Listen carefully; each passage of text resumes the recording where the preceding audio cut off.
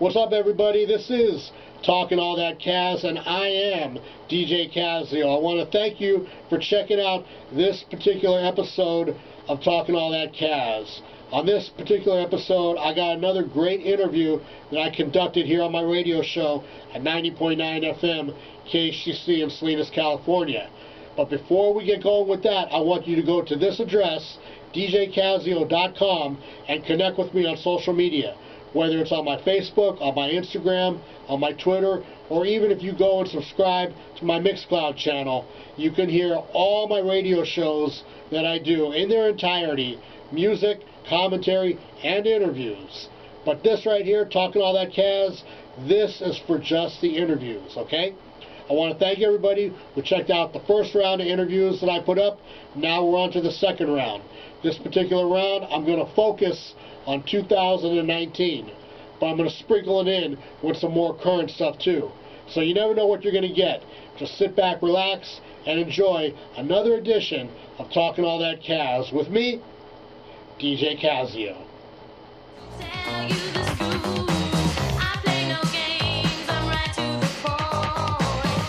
That's right, back in the place right here. It's 90.9 FM KHTC Radio Bilingüe, of course, in Monterey and Salinas, 104.1 FM if you're out there in Hollister, San Juan Bautista, and South Gilroy, and, of course, the worldwide live stream at WednesdayRec.com, okay? Running back the first half-hour music, you just heard Rebecca, Don't Know Why, Delusion, Watching You, Watching Me, Barrios versus Zone, featuring George Lamond, K7 and C-Bank with Running the Redux, Santana Twins featuring Wendy, If I Tell You, Joey Kidd, The Way, Spanish Fly, Treasure of My Heart, Andrea Martin, I Want You, and started the show off with Victoria, Memories of Me and You.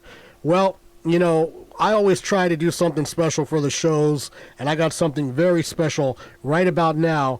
Joining me live on the line, one of the biggest voices in the history of freestyle. She goes by the name of Brenda K. Starr. Brenda. Hey, DJ Kazzeo, how are you? I'm good. How are you doing tonight? I'm good. Just getting back from a long day of press and television and all that great stuff. You know, I'm excited. I'm excited to be on your show, babe. Thanks for having me. I am 4 or 5 times more excited to have you on. I've been a fan, you know, since Beat Street. Let's just say that. I've been a fan since Beat Street. So, you know, that's kind of like where it all, jumped off for you, where the starting was. Something interesting I found out in reading, and maybe you can, verify this or, whatnot. A lot of times when soundtracks to movies get put out, the record label that is producing the soundtrack or releasing the soundtrack, they use it as a platform to spotlight a new artist that they have coming out. So when I saw you in Beat Street, I thought, okay, she's going to be, they have her signed and she's going to be coming out. But then the soundtrack comes out and the actual in-store releases, you're not on that soundtrack. So what I learned was that your appearance in that movie was from a meeting you had with Harry Belafonte, and then the record label picked up on you after that? Well, what happened was I went to the audition for Beat Street, and I officially went there just to be part of the breakdance. It's called the Big Breakdance Break-Off. Mm-hmm. And they were auditioning breakdance groups, and I was with the Dynamic Dolls. And Rocksteady Crew was there, and long story short, I originally knew that I didn't want to dance in the movie, that I wanted to see if I could get a part to sing in the movie or even become part of the soundtrack, anything that had to do with singing. So with that being said, they had the auditions, the Eyewitness News was there, and then when everybody was leaving and it was time to wrap it all up, they had asked whoever's not staying to finish cleaning up after the auditions need to leave. I need only the workers that are staying here to work. So I kind of played it off like I was one of the workers, and I was like, no, I'm helping out.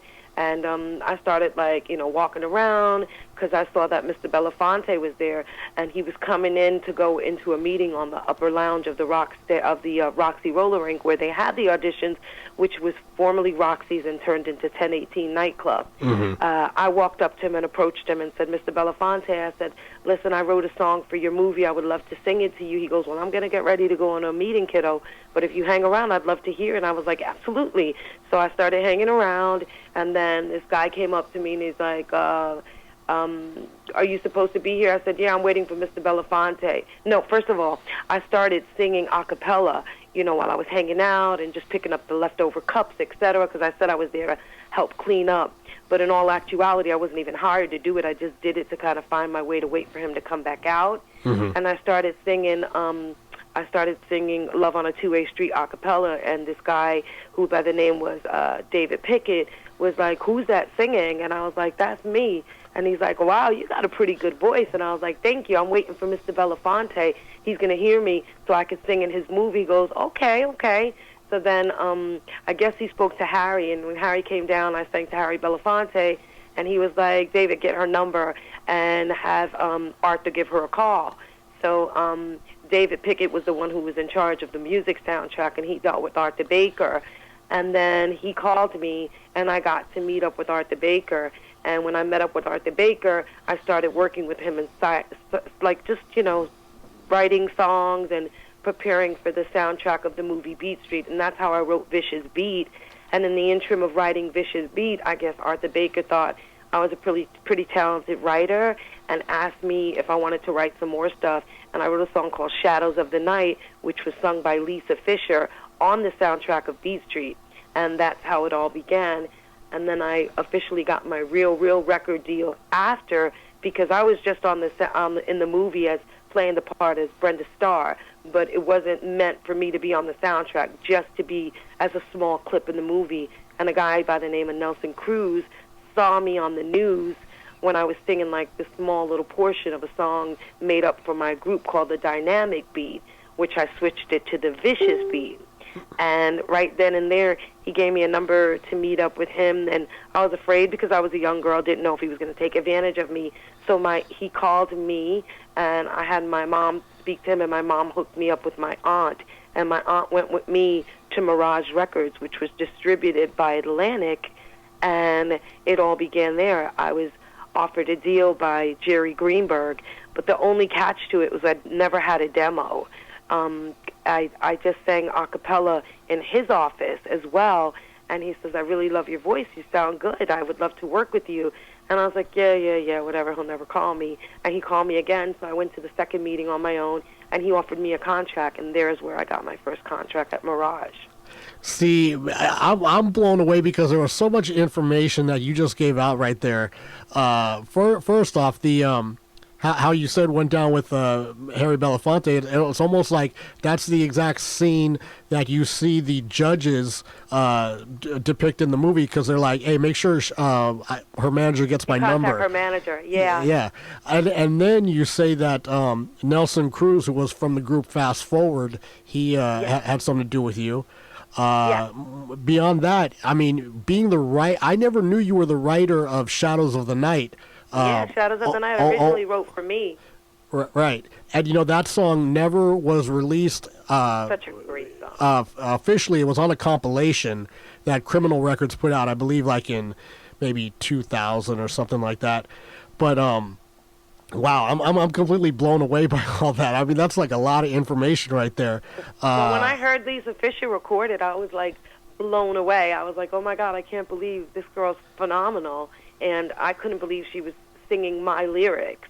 And I was just like, I knew vocally, I was, for professionalism, I didn't feel like I had the chops to take that song where it needed to be vocally, because it went really, really high.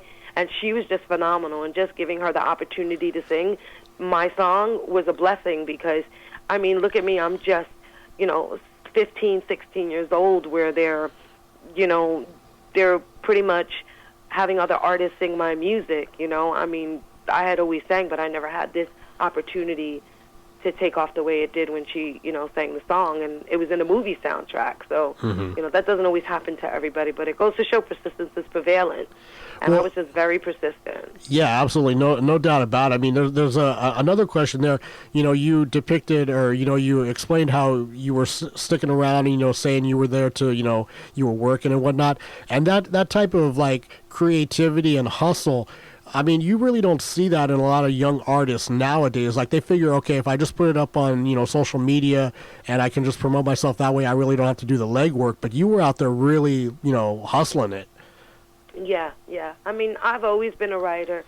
I think I Still Believe came out when I was 16, got to be 17. But I had already been, exposed to, sitting home writing songs.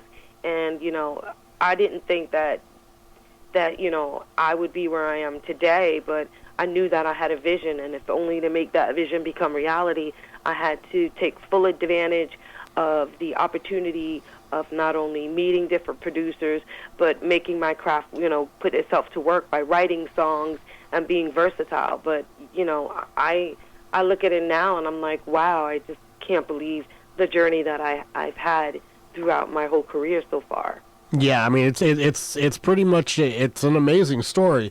Going back to having Shadows of the Night be featured in a really, pivotal scene in the movie when, Beat Street Breakers are going to take on, Rocksteady Crew at the Roxy. Obviously you're proud that your song is in there, but at the same time, are you a little upset that, it's not you singing it? Well, it was actually the Dynamic Breakers and Rocksteady Crew in the movie. And being that the song was in Beat Street, I really wasn't the type of artist or that had any kind of resentment when I was asked by Arthur to literally, I wasn't even asked by Arthur to write the song. We were just chilling in the studio one night, and he was doing stuff for the soundtrack. And the type of person I was, that as soon as I started working with Arthur, he was like a big brother to me. And I would always hang out in the studio and sit there and listen to him produce. And when he had this track come up, he's like, what do you think of this? He didn't even have lyrics for it. And I was like, I like that. So I just started sitting there, and I was just starting to write. And, I just started writing Shadows of the Night, and he was like, what are you writing? And I was like, humming ideas. He's like, yo, what is that? And I was like, I'm going to write the lyrics for this song. He's like, no, let me hear this. And he's like, come on, keep writing, keep writing. We had like a recorder, so we would put the cassette tape in, and we would record the vocal. Mm-hmm. And then I just kept writing, and then he's like, do you mind if Lisa Fisher did it? And I was like, no, I don't care. I'll write for the movie. And I end up writing it, and I just end up having a pretty well-known artist record it for me. And like I said, I wasn't upset at all because it was an opportunity. I mean, it's really somewhat in the business. Back in the day, they say paying the way and, paying your dues. Mm-hmm. But honestly, I didn't consider it as paying your dues. I just considered it as I was noticed, or I was given an opportunity to be known not only as a vocalist but as a songwriter. And that was only a better chance and opportunity for me to be able to have publishing companies realize, because back in the day, publishing companies like Warner Chappell Music, Sony Music, BMI Music would sign songwriters. And me being so young, having a catalog and already having stuff on a movie soundtrack and well-known artists recording it for me was an opportunity to prove that, it doesn't matter how old you are, that if you have the will to write and be able to express yourself on paper and let it come through in your music, people can believe in you, and it'll be an opportunity for you to, not only be known, but have an opportunity to get that, that chance to get that foot in the door. And that's all I was trying to do, and I was really doing it just because of the love of it. Mm-hmm. Yeah, I mean, so I wasn't jealous at all. Not at all. Okay. Well, I'm just checking because, I mean, it's very, somebody could easily, take that mind state and be like, well, that's cool, they're using my song, but I should be the one up there doing it. No, I was already in the movie, and I already had Vicious Beat in the movie, and honestly, I sat alongside Arthur and learned a lot, and I did it because it's just what came natural for me, and it wasn't about, oh man, this thinks she's singing the song and I wrote the song, and why does she got this song and I'm rapping when I should be singing.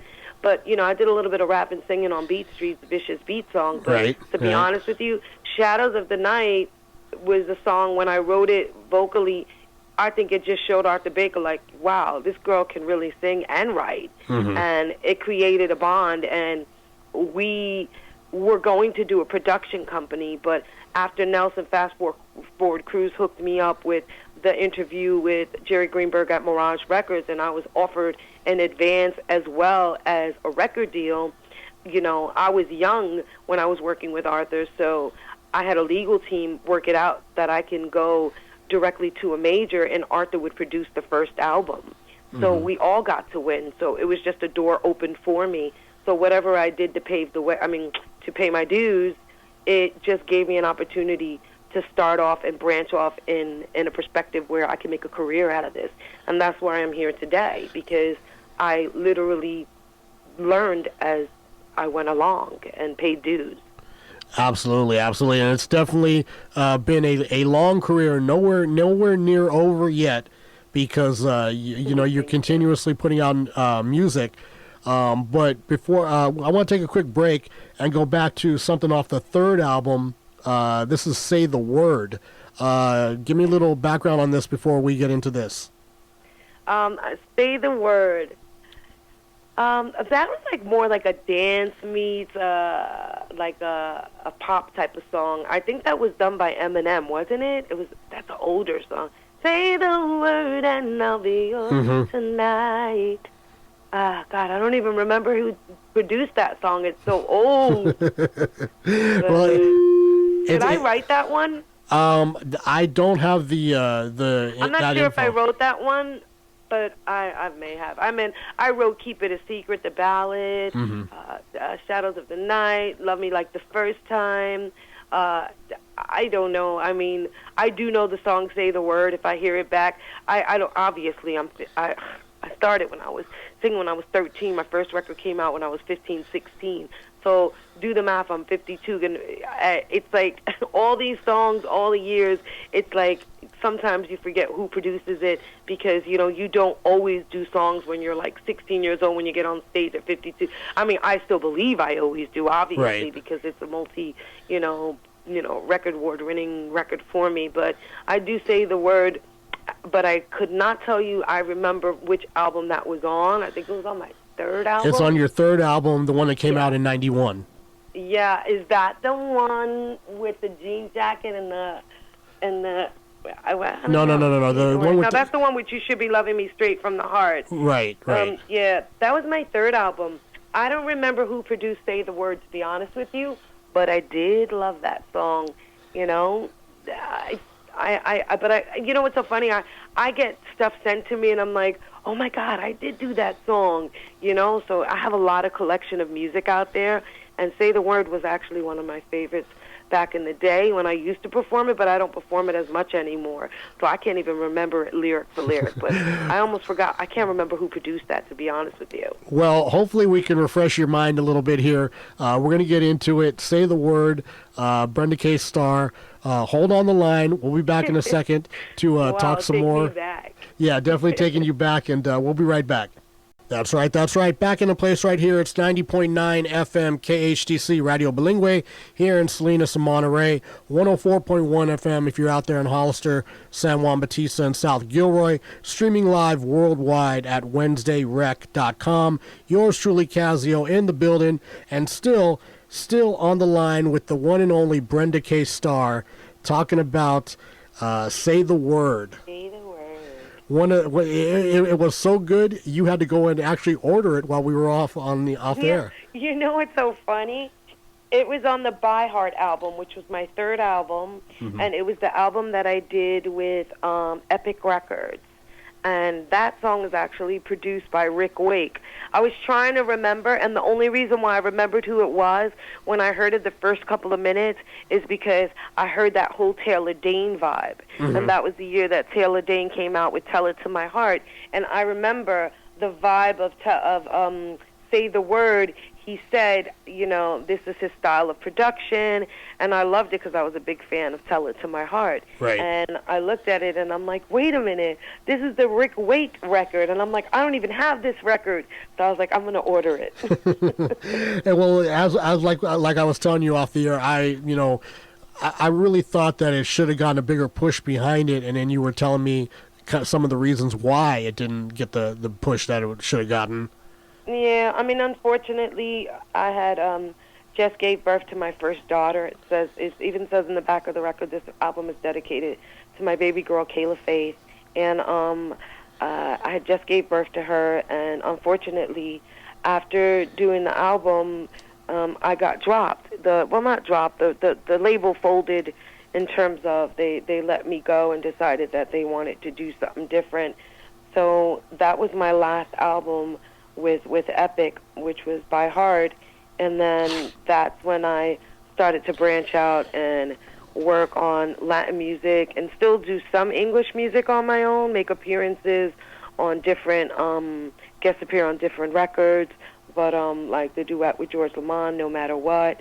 But with that being said, I think the record really didn't have the push that it needed because, just didn't work in my favor.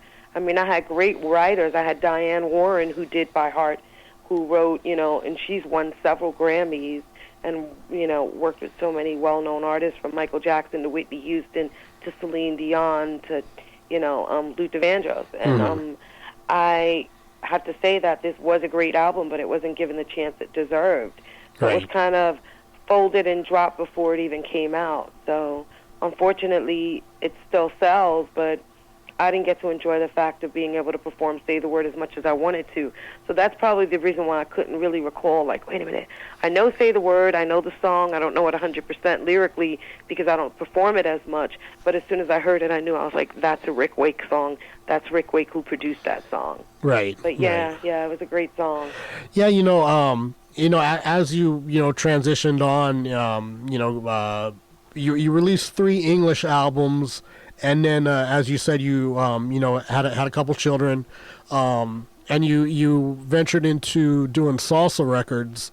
One thing I read that was interesting to me was you actually went and learned how to speak Spanish in order to start doing salsa records. Well, I mean, my mom's Puerto Rican and my dad's Israeli, and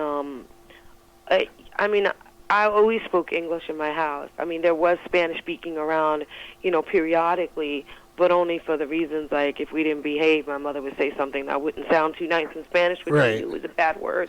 But I didn't know all the good. I didn't know all the good stuff.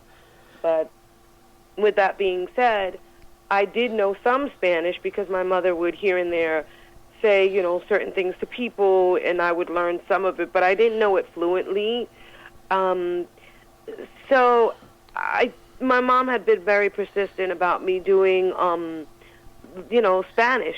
She says, why don't you try doing some Spanish music? And I was like, nah, I don't speak Spanish well. I don't think it's a good idea. But, after the last album, By Heart, in 1991, because 1985 was I Want Your Love. Right. And then 1987 was the Brenda K. Starr album. And then 1991 was the Epic record, which was By Heart. I was a little reluctant to get back into music because I was just so afraid, what happens if I do another album and they don't release all the great music that was incorporated in this project? So I was like, you know what, I'm just going to focus on my kids and keep writing and keep my publishing up. But then I started getting so many people saying, like, why aren't you singing? What are you doing? And my mom was like, why don't you just try Spanish? And I'm like, nah, I'm not going to do it.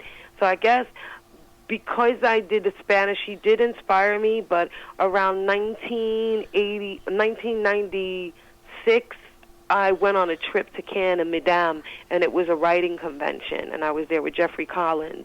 And I did some writing, and someone ran into me, and his uncle owned the Latin label, and he's like, aren't you Brenda K. Starr? And I'm like, yeah. He's like, yo, I have all your records. Why don't you sing in Spanish? I was like, well, I'm not good with Spanish. He goes, doesn't matter. You don't have to know Spanish 100% to sing in Spanish. Mark Anthony doesn't know 100% Spanish. And I was like, yeah, I know. But he's like, I still believe in Spanish, right? And I was like, yeah. He's like, come meet my uncle, sing it for him in Spanish. I was like, I can't now. I'm working because I was doing my songwriting. So I went afterwards and met up with his uncle and sang it to him. And ironically, the guy's uncle met me. He was 20 minutes away from where I lived in Jersey. We met up. My mom went to the meeting with me, and he said, listen, do you know fluent Spanish? I said, no. My mom jumped in right away and goes, but she can learn. So I was just like, oh, God. So he ended up saying, look, if you don't know, I'll have someone tutor you. And I was like, no, it's okay. My mom will help me. So I started listening to the songs in Spanish and writing out the words phonetically so I would know how to pronounce it with the help of my mom. And then I ended up putting my first Spanish album called Te Sigo Esperando in 1997. And from that day on, I just continued to really, really work hard to learn my language because, you know, my dad is Israeli. My mom raised me in a Latin household, and she did speak Spanish, not 100%, which now I instill to my kids how important it is to know both languages, English and Spanish. And our world consists of being bilingual. We have to do it. So I ended up going in the studio doing Te Sigo Esperando, which was the album I did with Humberto Ramirez, and I ended up having a #1 record called Herida. And then after Herida, I started continuing. I got signed to Sony Music in 2002. I did an album called Temptation, and then I did another album in 2005 called Atrévete a Olvidarme. And I can't forget, I also did another album which was called Pétalos de Fuego, which was in 2000. So, I mean, it kept going on, 1998, No Lo Voy a Olvidar, you know, so I just kept doing all these Spanish albums, and it just kept working for me. And I said, you know, I could still do English and write my own songs in English, put out English music, and I'd be able to, you know, kill two birds with one stone and give homage to my Latin community, pay homage to my Latin community, and still be able to do my English music where I started my career completely. So, you know, I didn't know Spanish fluently until I had to really, really put my foot down and say, listen, you're a Latina, it's time to learn your language. Right. Not only because of the music, but because of the fact that it's important, and I didn't realize how important. This was actually a blessing in disguise, because I see myself, now that I'm where I am today, helping my Latin community and giving back and being able to hold a conversation and being able to help anyone who needs to be something translated in the interim of being in an office, in a doctor's office, or even at a store, or just casual conversation. So when I transferred into the whole transition from English to Spanish, I realized how important it was. And yeah, I did many English albums, but I've done a lot of Spanish albums as well, and went in reluctantly, but it was a blessing in disguise. Definitely. You know, going back to what you were saying right there, a Puerto Rican mother and a Jewish father, it reminds me of Epstein from Welcome Back, Kotter. Ron Epstein. Welcome back, Kotter. See, a lot of young So kids, funny. a lot of young kids might not even know what we're talking about. So go on YouTube and check that out. Welcome Back, Kotter. Right. But so moving on to well, before I let you go, we gotta let everybody know, if you want to check out Brenda K Starr on Instagram, it's at official Brenda K Starr. On Facebook, it's brenda.k.star. No, you just, actually the dots you don't even need to put in. You can just go to www.brendakstar.com. Oh, okay. And then for my Instagram, it's official Brenda K Starr. Right. Yeah, you don't even have to put the dots. You just put www.brendakstar.com. Okay, Or www.brendakstar.com. Yeah, because on here I have it listed at the Facebook address is Brenda, period K period Star, and remember it's. You can just do it the way I showed you. Yeah, just go to the official website, which is brendakstar.com, and remember it's 2 R's. Yes. A lot of people might spell it, the dictionary way, but that's not exactly how you spell it. Right. Also on Twitter, it's at BKStar1931. If you want to check out Brenda's new salsa record, Redención. Yes, Redención is actually kind of like urban meets pop slash. It's not super salsa. I think it's it's really a different type of sound that no one would have expected from me. Redención is a song that I wrote, and in English it's called Redemption. And that song is already up. It's on Apple Music, it's on Spotify, it's on Tidal, it's on TuneCore, it's on any platform that sells music through social media, and it's Redención, and it's pretty much a urban reggaeton type of feel, and it's pretty hot, actually. A lot of people ask me, like, why that beat? Where did you get it from?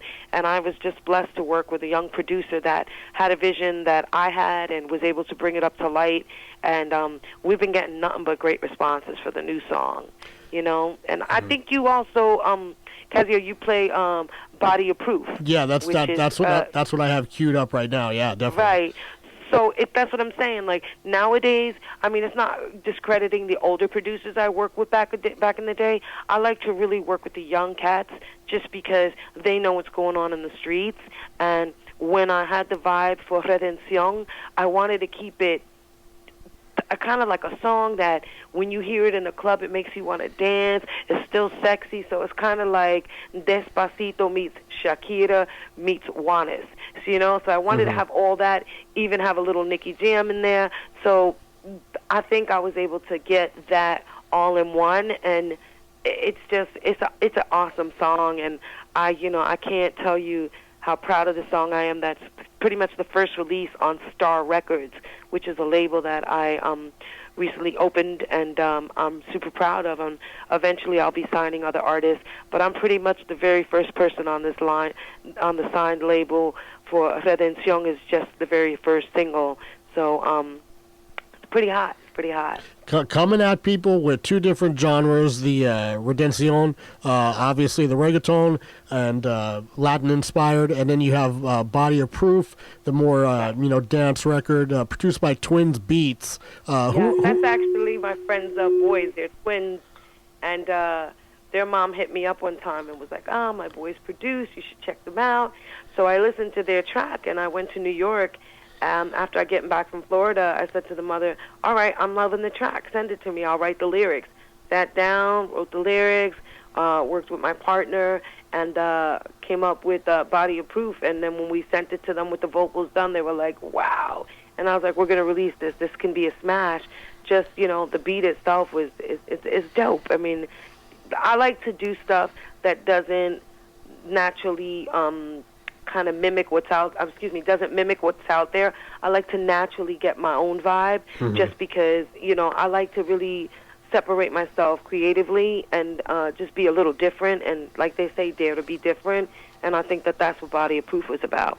And that's exactly what Redención is about, doing what you got to do and making it your own. You have to be unique in this game. You gotta stand out, and so that's definitely what you're doing. So you know what? Let's get into it. Brenda K. Starr, produced by Twins Beats. This is Body of Proof, and that's how it goes, right? That's how it is.